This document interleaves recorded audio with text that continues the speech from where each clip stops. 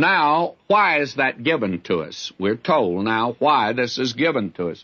Now, all these things were our examples to the intent we should not lust after evil things as they also lusted. We see in these first 5 verses an illustration of the liberty that these people had as a nation.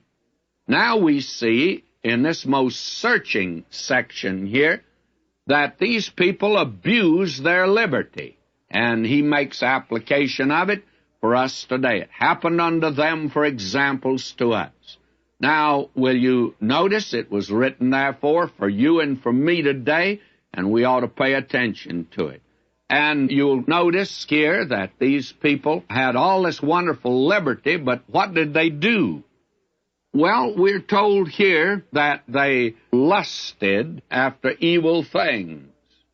And what were these things? They are mentioned to us in Numbers, the 11th chapter, the 4th verse, and many of you will recall that when we went through that they lusted after the leeks, the onions, and the garlic back in the land of Egypt. Everything they wanted grew on the ground or under the ground, if you'll notice. They said, oh boy, if we could only get back there. We remember the fish which we did eat in Egypt freely, the cucumbers, the melons, the leeks, the onions, and the garlic. I want to tell you, they wouldn't make very good companions to walk along with them.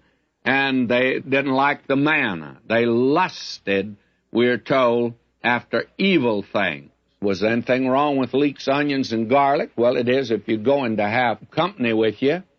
And they lusted, and actually they desired, we're told. What does it mean by that?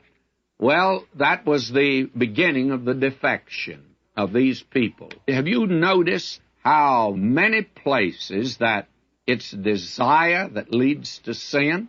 It started it all back in the Garden of Eden. It says when she saw that the tree was good for food, and that the tree was to be desired to make one wise. Desire? What is that? It's a desire for something outside of the will of God. Now, what is desire? Well, I can't answer it. I wish some psychologists would answer it. I do not mean to constantly reflect on the psychologist. I do not want to be disrespectful to them, but you ask the next one to tell you what desire is. They haven't been able to yet. They talk about inhibitions and prohibitions, and they talk about desire, the supreme thing in life. Well, what is desire, after all? Well, here it's to want that which is outside the will of God. It wasn't the will of God for them to have these things. They had them in Egypt, but not now. And it says, neither be ye idolaters, as were some of them, as it's written, the people sat down to eat and drink and rose up to play. And idolatry is anything you put in the place of God in your life.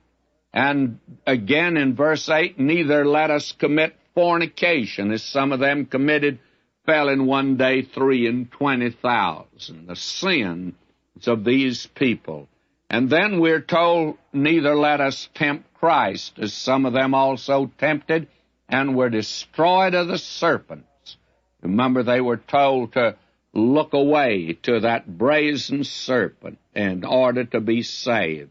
These people had continually murmured and complained against God.